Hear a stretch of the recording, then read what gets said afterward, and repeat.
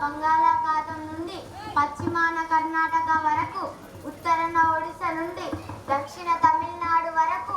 రాజ్య విస్తరణ చేసి హన్మకొండ ఓరుగల్లును రాజధానిగా చేసుకొని తెలంగాణ ప్రాంతాన్ని 300 సంవత్సరాలకు పైగా పరిపాలించిన సువిశాల సామ్రాజ్యం నాది.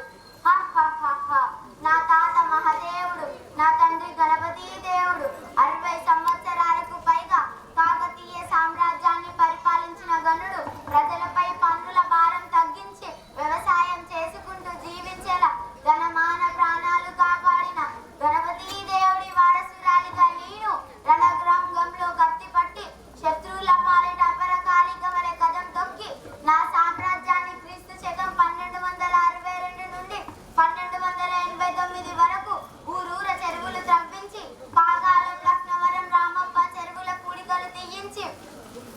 వ్యవసాయ